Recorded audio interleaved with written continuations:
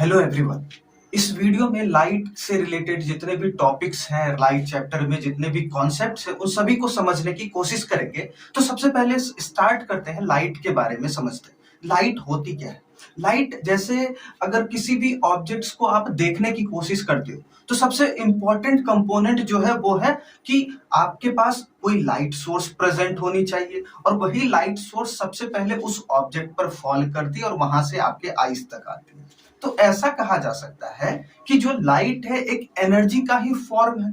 अब एनर्जी के कौन कौन से फॉर्म है? जैसे हमारे रियल लाइफ में जैसे हीट की बात करते हैं तो हीट हमें दिखता तो नहीं है, हीट को तो नहीं देख पाते, लेकिन जो हीट है उसे फील किया जा सकता है। उसी तरीके से साउंड की बात करते हैं तो साउंड को कोई देख नहीं सकता, लेकिन जो साउंड वेव्स है उसे हमारे ईयर्स क्या कर सकते हैं, वो एक सेंसेशन प्रोवाइड करता है हमारे ईयर पर। ठीक उसी तरीके से जो लाइट है वो भी एक एनर्जी का ही फॉर्म है। अब लाइट एनर्जी का फॉर्म है तो एक्चुअल में इसका रोल क्या है? तो जो लाइट है वो किसी भी ऑब्जेक्ट पर फॉल करने के बाद वो जो ह्यूमन आईज तक आती है और ह्यूमन आई के अंदर उस ऑब्जेक्ट की इमेज फॉर्म होती है और वही इमेज को क्या होता है, वही इमेज का सिग्नल हमारे ब्रेन तक पहुंचता है, ठीक है, ऑप्टिक नर्व के थ्रू, और हम लोग ये कह सकते हैं कि वो इमेज हमें विजिबल है। ठीक है, तो किसी भी चीज को देखने के लिए जो एनर्जी का इंपॉर्टेंट रोल होता है ना, वो सबसे इंपॉर्टेंट रोल है लाइट का। तो एक्चुअल में लाइट को ऐसा बोला जा सकता है, it is a form of energy which makes objects visible to our eye. यानी कि हमारे आंख को जो भी चीजें दिख रही है ना इस दुनिया में, जितनी भी चीजें, उसमें सबसे इंपॉर्टेंट रोल है लाइट का प्रेजेंस होना। अगर लाइट ना हो, ठीक है, अगर लाइट ना हो तो किसी भी चीज को देखना काफी मुश्किल हो जाएगा और नहीं भी देख पाएंगे हम उस ऑब्जेक्ट को, अगर लाइट ना हो तो। ठीक है, और लाइट के एब्सेंस में कोई भी चीज हमें अगर दिखती है तो वो डार्क दिखती है ना। अगर बोल दिया जाए कि लाइट नहीं है तो हमें वो कैसे दिखेंगे? तो सीधा बोलेंगे ब्लैक इन कलर। ठीक है, तो आप एक चीज और कंक्लूड कर सकते हो। क्या कंक्लूड कर सकते हैं यहां से? कि जो ब्लैक कलर है ना, एक्चुअली ब्लैक कलर ये कोई कलर नहीं होता ब्लैक। ठीक है, black means absence of light. Black colour का क्या मतलब हो जाता है? It means absence of light. यानी कि ऐसा कह सकते हैं कि किसी कोई भी ऑब्जेक्ट आपको ब्लैक कलर दिखता है, इसका मतलब है कि उस जगह पर से, जैसे मेरे पास मान लीजिए एक कलर है या ब्लैक कलर कोई चीज प्रेजेंट है, तो यहाँ पर जो भी लाइट रेस आ रही है ना, ये सभी लाइट रेस को एब्जॉर्ब कर लेती है। तो यहाँ पर जो ह्यूमन आई होगा वो अगर डिटेक्ट देखने की कोशिश भी करे इस चीज को, तो यहाँ से कोई लाइट रेज उसकी आंख तक पहुंची नहीं। तो हमारा आई जो है वो कंसीडर क्या करता है कि वो जो ऑब्जेक्ट है वो ब्लैक कलर की।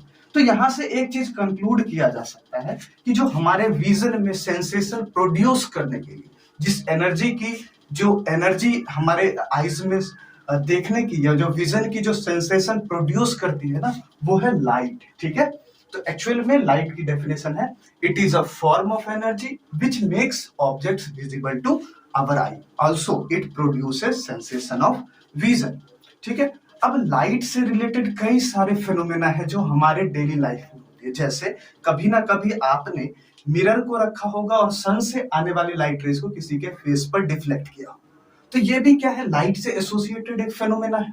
ठीक है, इस फिनोमेना को कहते हैं रिफ्लेक्शन ऑफ लाइट।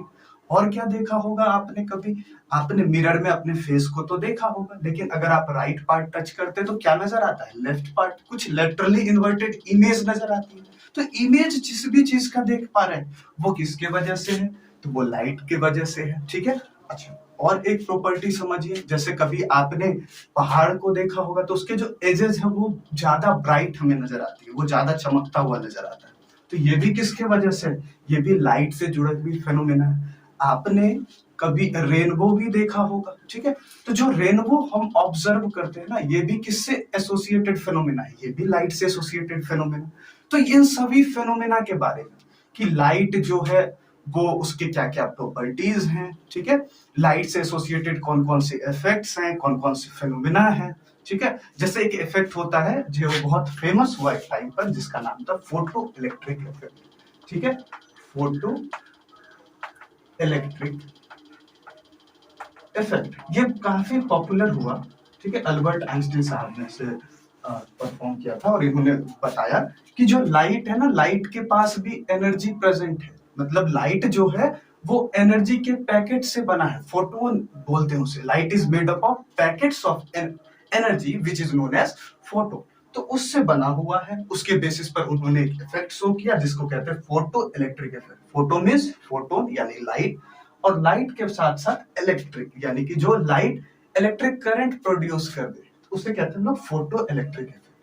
तो लाइट से एसोसिएटेड उसके बारे में जितनी भी स्टडी करते हैं, जिस फिजिक्स के ब्रांच में लाइट के बारे में ही पढ़ते हैं, उसे कहा जाता है ऑप्टिक्स। ठीक है, तो ऑप्टिक्स ऐसा कह सकते हैं, the branch of physics which deals with the nature of light, it's sources, properties and effects is called optics. Light के कितने तरीके के सोर्स हो सकते हैं, क्या मोनोक्रोमेटिक लाइट क्या होता है जिसमें सिर्फ एक ही वेवलेंथ के लाइट प्रेजेंट हो, ठीक है। उसके बाद हेट्रोक्रोमेटिक लाइट क्या है जिसमें अलग अलग वेवलेंथ्स के लाइट प्रेजेंट हो, ठीक है। उसके कैसे सोर्सेज हो सकते हैं, लेजर क्या है, लेजर का फुल फॉर्म क्या है, ठीक है। तो लेजर, इन सभी चीजों के बारे में जब जिस फिजिक्स में स्टडी करते हैं, उन सभी को उसको बोला जाता है ऑप्टिक्स। तो एक्चुअल में लाइट के बारे में हमने समझा। अब लाइट के बारे में हमने समझ गया, उसके बारे में जिस फिजिक्स के अंदर जिसके अंदर स्टडी करने वाले हैं उसको बोला जाता है ऑप्टिक्स। बाद में ऑप्टिक्स के भी कुछ ब्रांचेस, दो ब्रांचेस डिवाइड हुए, ठीक है। एक बोलते हैं ज्योमेट्रिकल ऑप्टिक्स, दूसरा होता है फिजिकल ऑप्टिक्स। खैर, इसके बारे में अभी समझते हैं। नाउ जो ऑप्टिक्स है उसे दो ब्रांच में क्लासिफाई कर दिया गया। सबसे पहला ज्योमेट्रिकल ऑप्टिक्स और दूसरा है फिजिकल ऑप्टिक्स। एक्चुअल में ये जो डिवीजन है ना लाइट का, ज्योमेट्रिकल ऑप्टिक्स या फिजिकल ऑप्टिक्स, ये डिपेंड करता है उसके प्रॉपर्टीज पर कि आखिर लाइट कुछ फेनोमेना शो करता है, उसमें लाइट की प्रॉपर्टीज अलग होती है। कुछ ऐसे फेनोमेना है जिसमें लाइट की प्रॉपर्टीज अलग है। जैसे समझते हैं, जैसे अगर लाइट की बात करें तो ये पार्टिकल्स के तरह भी बिहेव करती है, लाइट वेव्स के तरह भी बिहेव करती है, और साथ में जो लाइट है वो एनर्जी पैकेट्स के तरह भी बिहेव करती है, ठीक है। एक्चुअल में जो साइंटिस्ट ने अलग अलग एक्सपेरिमेंट्स परफॉर्म किया, तो उसके बेसिस पे कुछ साइंटिस्ट ने बताया कि जो लाइट है वो पार्टिकल्स के तरह बिहेव करती है, यानी लाइट जो है वो स्ट्रीम ऑफ पार्टिकल्स, छोटे छोटे पार्टिकल्स से मिलकर बने। तो कुछ एक्सपेरिमेंट्स उन्होंने शो कर दिया कि हाँ, ये ऐसा है कि जो लाइट है वो पार्टिकल नेचर को शो करती है। लेकिन वहीं पर कुछ ऐसे साइंटिस्ट हुए जिन्होंने ऐसा शो किया कि जो लाइट है वो वेव के तरह बिहेव करती है। अब उससे रिलेटेड कुछ फिनोमेना उन्होंने एक्सपेरिमेंटली प्रूव कर दिया कि हाँ, लाइट वेव्स के तरह बिहेव करती है। और कुछ ऐसे साइंटिस्ट भी हुए जिन्होंने ऐसा बताया कि जो लाइट है वो एनर्जी पैकेट्स यानी कि फोटोन्स के तरह बिहेव करती है। तो इन सभी चीजों को ध्यान में रखते हुए जो ऑप्टिक्स है, जिसके अंदर हम लाइट के बारे में स्टडी करने वाले हैं, तो ऑप्टिक्स को भी उस तरीके से अलग अलग ब्रांचेस में डिवाइड किया। तो सबसे पहले लाइट जो ऑप्टिक्स है उसे दो ब्रांचेस में डिवाइड किए गए। सबसे पहला ज्योमेट्रिकल ऑप्टिक्स। अब ज्योमेट्रिकल ऑप्टिक्स जो सिंपल फिनोमेना है, ठीक है, जो बेसिक्स हम लोग पढ़ते हैं क्लास 8, 9, 10 में, जो सबसे बेसिक फिनोमेना है जिसमें लाइट को एक रे के तरह डिनोट किया जाता है। जैसे लाइट अगर किसी डायरेक्शन में प्रोपगेट करे, तो जैसे रे के अंदर क्या होता है, एक एंड पॉइंट होता है, ऐसा कह सकते हैं, a line segment which is extended from one side, extended to infinity from one side. यानी कि ऐसा एज्यूम करिए कि यहाँ पर एक लाइट सोर्स है, जैसे ये टॉर्च हमने जलाया, तो यहाँ पर एक लाइट सोर्स है, और यहाँ से क्या होगा, लाइट रेज बाहर की तरफ जाएंगे, ठीक है। यहाँ से जो लाइट निकले वो कहाँ जाएगी, बाहर की तरफ। तो एक पॉइंट जो एंड पॉइंट होता है रे का, वो एज्यूम करिए कि ये सोर्स है। अब यहाँ से जो लाइट रेज आएगी वो क्या होगा, इधर से इंफिनाइट तक, बहुत दूर तक जाएगी लाइट रेज, ठीक है। तो ये इस तरीके से अगर लाइट को डिनोट किया जाए, if we consider the propagation of light as a ray, then we study all the associated phenomena in geometrical optics. Light को एक रे के तरह ट्रीट करके उससे एसोसिएटेड जितने फिनोमेना है, उसके जो इफेक्ट्स हैं, उसके जो नेचर है, उन सभी को जो पढ़ते हैं वो आता है हमारा ज्योमेट्रिकल ऑप्टिक्स, ठीक है। अब ज्योमेट्रिकल ऑप्टिक्स तभी वैलिड हो जाता है जबकि जो लाइट के वेवलेंथ है ना, वो सामने वाले ऑब्स्टेकल से कई गुना स्मॉल, वेरी स्मॉल, ठीक है। जैसे लाइट है तो उसकी कुछ वेवलेंथ भी होंगी और साथ में उसके फ्रीक्वेंसी भी होती है, ठीक है। तो वो जो लाइट की वेवलेंथ है वो ऑब्स्टेकल के साइज से बहुत कम, इसलिए आपने देखा होगा जो रिफ्लेक्शन और रिफ्रैक्शन फेनोमेना यूज करते हैं उसमें जो मिरर्स यूज किया जाता है, ठीक है। आप देखते ऐसा आपने ऑब्जर्व किया होगा, जो हमारा मिरर होता है वो बहुत स्मॉल नहीं होता, वो लार्ज साइज का। लार्ज यानी कि मान लीजिए जो लाइट का वेवलेंथ है ना, ठीक है, उसके वेवलेंथ से कई गुना ज्यादा होता है, तभी जाकर आप इससे एसोसिएटेड फिनोमेना रिफ्लेक्शन और रिफ्रैक्शन जैसी चीजों को देख सकते हैं और फिर इसके बारे में स्टडी किया जा सकता है, ठीक है। तो ज्योमेट्रिकल ऑप्टिक्स में लाइट प्रोपगेशन या लाइट को एज ए रे ट्रीट किया जाता है, ठीक है। दूसरी बात, जो लाइट की वेवलेंथ है, ठीक है, it is only valid when the wavelength of light is much lesser than the size of obstacle, ठीक है। अब इससे एसोसिएटेड कौन कौन से फेनोमेना इसके अंदर स्टडी करते हैं, जैसे रिफ्लेक्शन ऑफ लाइट। अब रिफ्लेक्शन ऑफ लाइट क्या होता है, जैसे हमारे पास कोई रिफ्लेक्टिंग सरफेस है, एक सरफेस है, वहां पर अगर आपने कभी बॉल थ्रो किया, एक सरफेस पर बॉल थ्रो करने के बाद क्या होता है, बॉल टकराती है और वापस बाउंस बैक हो जाती है। ठीक इसी तरीके से अगर लाइट रे किसी सरफेस पर टकराए और बाउंस बैक हो जाए, तो इस फेनोमेना को बोला जाता है रिफ्लेक्शन ऑफ लाइट, ठीक है। उसके बाद दूसरा क्या होता है, दूसरा होता है रिफ्रैक्शन ऑफ लाइट। इसके अंदर क्या स्टडी करते हैं, इसके अंदर स्टडी करते हैं जैसे हमारे पास कोई दूसरा मीडियम है, ठीक है, उस मीडियम में अगर दूसरे ट्रांसपेरेंट मीडियम में अगर लाइट रेज को पास करे, तो वो लाइट रेज की स्पीड में भी इंक्रीज हो सकती है या फिर डिक्रीज हो सकती है, तो उसके वजह से लाइट रेज बेंड हो जाती है। तो इस फेनोमेना के बाद वो कहते हैं रिफ्रैक्शन ऑफ लाइट। तो ये दोनों ही कंडीशन में जो पार्टिकल साइज है वो बहुत कम है in comparison to the size of the obstacle, that's why it comes under the geometrical optics. उसके बाद स्टडी करते हैं फिजिकल ऑप्टिक्स। एक्चुअल में लाइट को रे के अलावा और कैसे ट्रीट किया जा सकता है, इसको दो तरीके से कह सकते हैं, या तो उसे वेव के तरह ट्रीट किया जाए या एनर्जी पैकेट यानी फोटोन के तरह।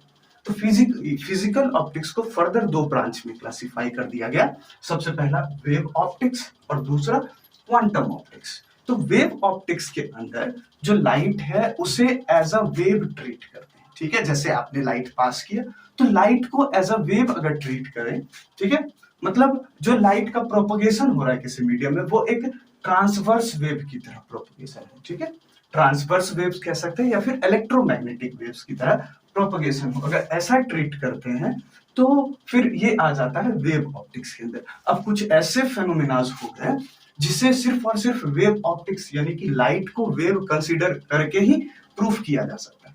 तो इसके बाद से कुछ साइंटिस्ट ने ऐसा माना कि जो लाइट है वो एज अ वेव, लाइट का नेचर कैसा है, वो है वेव नेचर का, ठीक है। कुछ फिनोमेना क्या है, जैसे कि डिफ्रैक्शन या फिर इंटरफेरेंस। अब डिफ्रैक्शन क्या होता है, जैसे आपने कभी किसी शार्प ऑब्जेक्ट को आपने ऑब्जर्व किया होगा, तो उसके जो एज है ना, जब आप लाइट पास करते हो तो वो ज्यादा रिफ्लेक्टिंग हो जाती है, बहुत ज्यादा वो लाइट प्रोड्यूस करते हैं, ठीक है।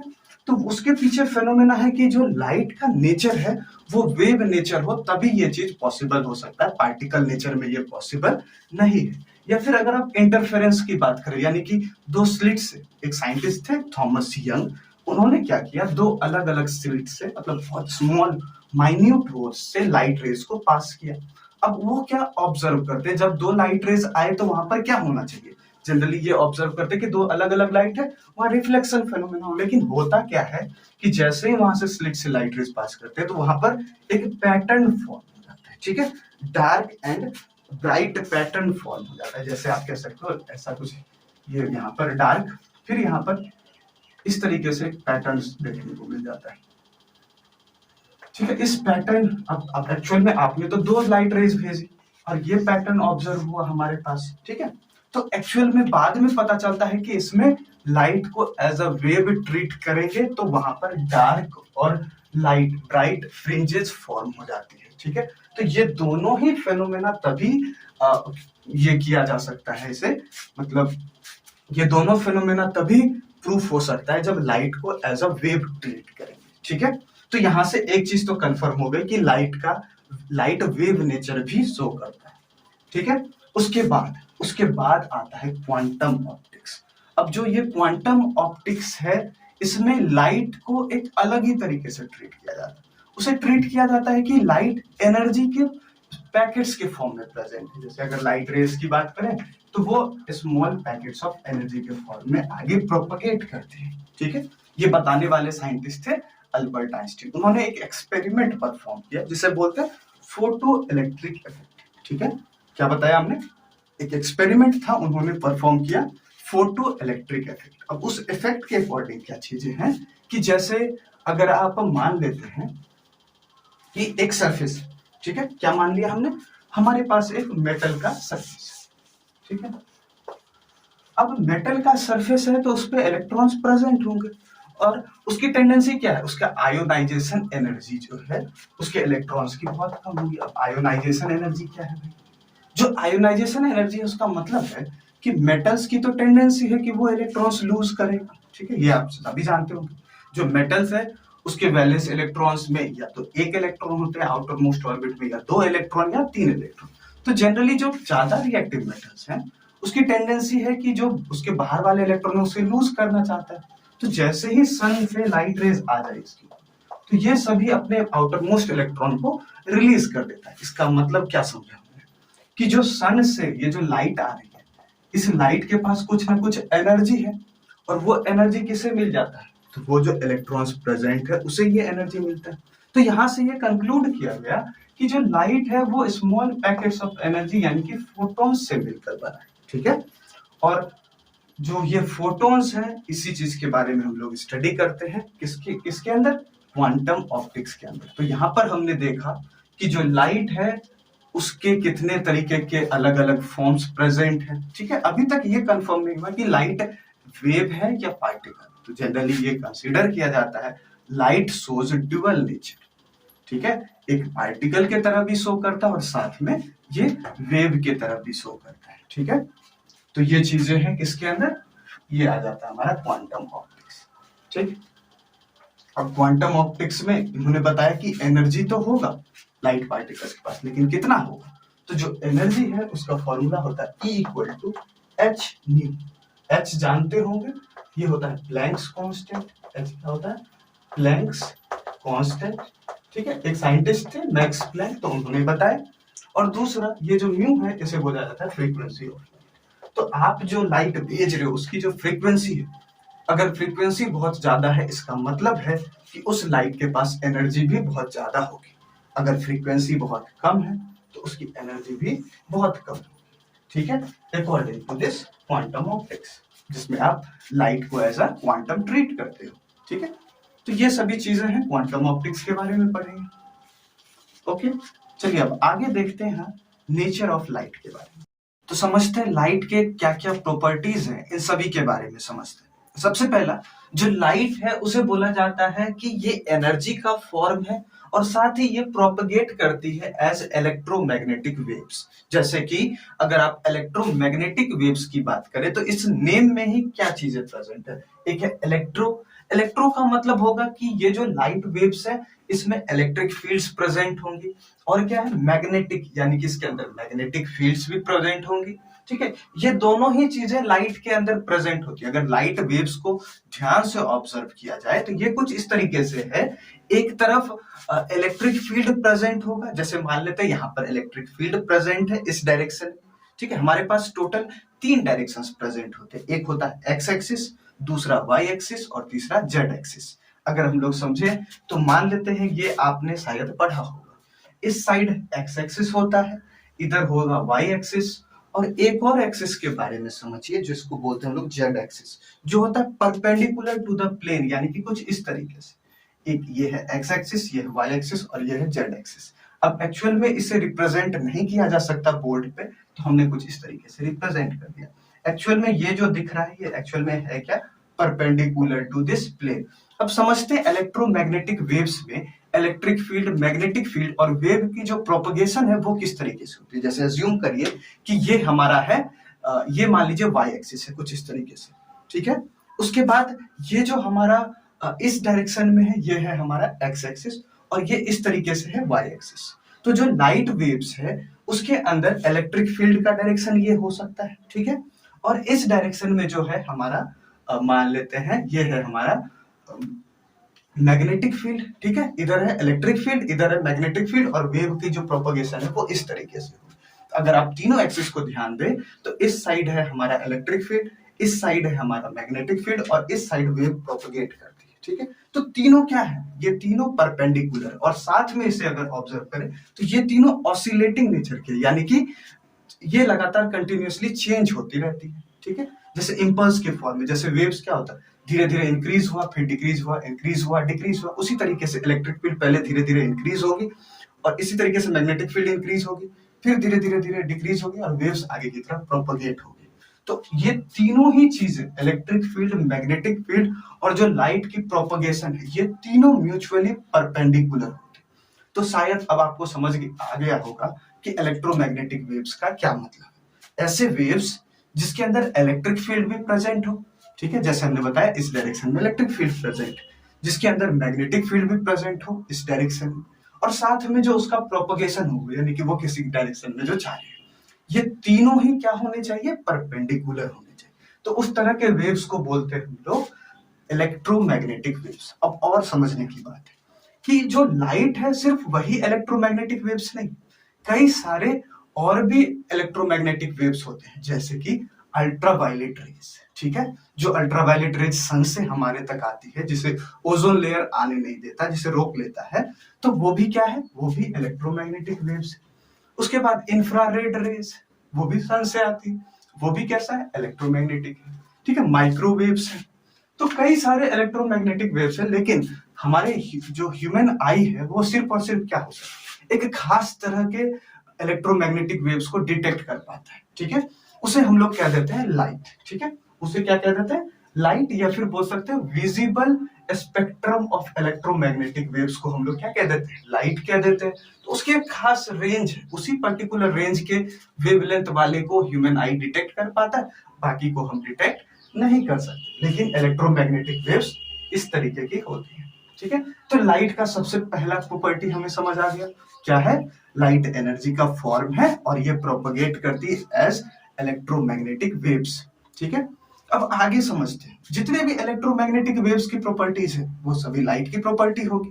ठीक है, अब इलेक्ट्रोमैग्नेटिक वेव्स की क्या प्रॉपर्टीज है, जैसे जो इलेक्ट्रोमैग्नेटिक वेव्स है वो जो प्रोपगेट करती है ना, उसे मीडियम की रिक्वायरमेंट नहीं है। ये जो इलेक्ट्रिक फील्ड और मैग्नेटिक फील्ड प्रेजेंट है, इसी की वजह से लाइट अपने आप आगे की तरफ चले जाती है, तो इसे मीडियम की रिक्वायरमेंट बिल्कुल भी नहीं होती। लेकिन अगर आप सोचे जरा, तो साउंड के बारे में आप सुने होंगे, जो साउंड है उसकी प्रोपगेट करने के लिए मीडियम की रिक्वायरमेंट होती है। We can not hear sounds in space, free space में आप साउंड नहीं सुन सकते अगर कोई सामने पर्सन है। क्यों? क्योंकि वहां पर जो पार्टिकल्स है, मीडियम है, वो प्रेजेंट नहीं होता। ठीक है, अच्छा, एक और चीज समझने की कोशिश करते हैं कि जितने भी साउंड इलेक्ट्रोमैग्नेटिक वेव्स के फॉर्म में प्रोपगेट नहीं करते, आप कमेंट सेक्शन में बता सकते हैं कि जो लाइट, ये जो साउंड वेव्स है, वो किस तरीके के, वो उनका जो प्रोपगेशन होता है, तो कैसे वेव्स के थ्रू प्रोपगेट करते हैं, कैसे वेव्स फॉर्म करते हैं। ठीक है, अगर आपको पता है तो जरूर बताइएगा। चलिए आगे समझते हैं। जो इलेक्ट्रोमैग्नेटिक वेव्स हैं, उनका स्पीड जो है ना, वैक्यूम में मैक्सिमम होता है, और मैक्सिमम कितना होता है, तो 3 × 10⁸ मीटर पर सेकेंड। और एक और बात समझनी चाहिए कि जैसे ही लाइट किसी मीडियम में आ जाए ना, तो जो लाइट है उसकी स्पीड डिक्रीज होती चली जाती है। जितना मीडियम आपका डेंस होगा, लाइट की स्पीड उतनी ही कम होगी। तो ऐसा बोल सकते हैं, the speed of light dependent on the medium dependent है। ठीक है, अच्छा, अगली बात करें तो इलेक्ट्रिक फील्ड, मैग्नेटिक फील्ड और जो लाइट का प्रोपगेशन है, ठीक है, all three are perpendicular to each other. वो तीनों ही क्या होंगे, म्यूचुअली परपेंडिकुलर होंगे। So these are properties of electromagnetic waves. अब लाइट भी इलेक्ट्रोमैग्नेटिक वेव्स है, तो ये भी क्या है, लाइट की ही प्रॉपर्टीज है। अब आगे समझते हैं। अब हमारे ह्यूमन आई के बारे में एक चीज समझ, जो है परसिस्टेंस ऑफ विजन। अब परसिस्टेंस ऑफ विजन का क्या मतलब, जैसे देखिए, हमारे आईज में जो भी लाइट रेज आती है किसी भी ऑब्जेक्ट से, ठीक है, किसी भी ऑब्जेक्ट से लाइट रेज आई हमारे आई के अंदर, तो वो उसका इमेज फॉर्म होता है हमारे आई में, एक स्क्रीन प्रेजेंट होता है जिसे कहते हैं रेटिना। ठीक है, तो उस रेटिना पर ही जाकर लाइट की इमेज फॉर्म होती है। ठीक, तो वो रेटिना पर जब इमेज फॉर्म हो जाए, तो वहां से ऑप्टिक नर्व्स उस सिग्नल को हमारे ब्रेन तक ले जाती है। तो ये सारा कुछ प्रोसेस करने में एक्चुअल में जो टाइम लगता है वो लग जाता है 1/10 ऑफ सेकेंड, यानी कि 0.1 सेकेंड। अब मान लेते हैं आपने एक सिग्नल आई, एक लाइट रेज आई किसी ऑब्जेक्ट से, पर्टिकुलर ऑब्जेक्ट से, और उसका इमेज फॉर्म हुआ और उसके सिग्नल ब्रेज तक पहुंचे, तो इसमें कितना टाइम लगा? इसमें लगा 0.1 सेकेंड। अब मान लेते हैं आपके पास उसी 0.1 सेकेंड के पहले, मतलब 0.05 सेकेंड में कोई दूसरा लाइट सिग्नल आ गया, तो एक्चुअल में वो जो पहले वाला सिग्नल था वो प्रोसेसिंग चल रहा है, वो तो ब्रेन तक जा रहा है अभी सिग्नल, और उसी बीच में अगर दूसरा सिग्नल आ जाए तो जो ब्रेन है हमारा वो डिस्टिंग्विश नहीं कर पाता इन दोनों के बीच। ठीक है, तो किसी भी दो ऑब्जेक्ट को क्लियरली अलग अलग देखना है तो वो दोनों ही लाइट सिग्नल जो है कम से कम 0.1 सेकेंड का गैप होना चाहिए, जितना टाइम में की चीजें प्रोसेस हो रही होती है। तो ये बहुत इंपॉर्टेंट है, इसी चीज को बोला जाता है परसिस्टेंस ऑफ रीजन। ठीक है, और उसके बाद किसी भी वेव के लिए एक वेव इक्वेशन होता है। ठीक है, अब चूंकि लाइट भी वेव है तो लाइट भी उस वेव इक्वेशन को फॉलो करेंगे। ठीक है, तो वो वेव इक्वेशन होता है v equal to frequency into wavelength. ये लाइट के लिए भी वैलिड है, या फिर आप किसी भी वेव की बात करें, जैसे साउंड वेव है। ठीक है, तो हर एक वेव्स जितने भी हैं वो सभी इस इक्वेशन को फॉलो करते हैं, जहां पर v क्या है? वेलोसिटी ऑफ वेव, f क्या है? Frequency of A wave, and lambda wavelength of the wave. अच्छा, एक और चीज बात करें, अगर लाइट के वेवलेंथ के रेंज की बात करें, ठीक है, तो ये होता है 4000 एंगस्ट्रॉम टू 7000 एंगस्ट्रॉम। अब एंगस्ट्रॉम का क्या मतलब है? ये यूनिट है, लेंथ की यूनिट है, जो कि होते हैं 1 angstrom is equal to 10 to the power -10 metre. ठीक है, ये रिलेशन है एंगस्ट्रॉम और मीटर के बीच। तो जो वेवलेंथ है उसकी रेंज होती है 4000 एंगस्ट्रॉम टू 7000 एंगस्ट्रॉम। तो आप जितने भी कलर्स देखते हो, अलग अलग कलर्स, एक्चुअल में ये वेवलेंथ डिपेंडेंट है। जैसे ही वेवलेंथ सॉरी, ये जो कलर्स आप देखते हो ये फ्रीक्वेंसी डिपेंडेंट है। जैसे ही फ्रीक्वेंसी चेंज होती है तो हम कह सकते हैं कि उसका कलर भी चेंज होता है। तो 4000 से 7000 के बीच कई सारे कलर्स प्रेजेंट होते हैं, जिसके वजह से हमें अलग अलग कलर्स देखने को मिलते हैं। ठीक है, नेक्स्ट प्रॉपर्टी मीडियम पर बेस्ड है। एक्चुअल में अगर किसी भी मीडियम के अंदर लाइट को ऑब्जर्व करें तो लाइट की जो स्पीड है वो अलग अलग डायरेक्शंस में सेम हो सकती है या फिर अनइक्वल हो सकती है। जैसे एज्यूम करते हैं लाइट अगर वैक्यूम में प्रेजेंट है तो वहां पर कोई भी मीडियम अवेलेबल नहीं है। अब उस लाइट को अगर उस वैक्यूम में ऑब्जर्व करें तो हर एक डायरेक्शन में, उस लाइट सोर्स से हर एक डायरेक्शन में जो लाइट की स्पीड है वो सेम होगी। ठीक उसी तरीके से अगर एयर के अंदर ले आए उस लाइट सोर्स को तो ऐसा ऑब्जर्व करते हैं कि सभी डायरेक्शंस में लाइट की स्पीड सेम होगी। लेकिन कुछ ऐसे मीडियम्स प्रेजेंट है या कुछ ऐसे मटेरियल्स हैं जैसे कि क्वार्ज। ठीक है, क्वार्ज आपने नाम सुना होगा। ठीक है, तो जो क्वार्ज है ये स्पेशल काइंड का एक रॉक ही प्रेजेंट होता है। ठीक है, तो ये जो क्वार्ज है इसमें अगर लाइट के स्पीड को ऑब्जर्व करते हैं तो ऐसा ऑब्जर्व किया गया कि क्वार्ज के अंदर जो लाइट की स्पीड हर एक डायरेक्शन में वो अनइक्वल हो जाती है। एक्चुअल में जो क्वार्ज है उसमें डेंसिटी हर पूरे मटेरियल के अंदर यूनिफॉर्म डेंसिटी, यूनिफॉर्मिटी नहीं होती। तो यूनिफॉर्मिटी ना होने के कारण जो लाइट की स्पीड है किसी पर्टिकुलर डायरेक्शन में बहुत ज्यादा होती है जहां पर डेंसिटी कम है, वहीं पर जहां पर डेंसिटी बहुत ज्यादा है उस डायरेक्शन में लाइट की स्पीड बहुत कम हो जाती है। तो सेम मीडियम के अंदर जो लाइट की स्पीड है वो हर एक डायरेक्शन में अनइक्वल होने के कारण उस तरह के मीडियम्स को एक स्पेशल नाम दिया गया जिसे बोलते हैं एनिस्ट्रोपिक मीडियम। तो generally mediums are classified into two categories. First one is isotropic medium और जो दूसरा है वो है एनिस्ट्रोपिक मीडियम। तो आइसोट्रोपिक मीडियम का मतलब है ऐसे मीडियम जिसमें लाइट का स्पीड हर एक डायरेक्शन में यूनिफॉर्म हो, इक्वल हो, तो उसे कहते हैं आइसोट्रोपिक मीडियम।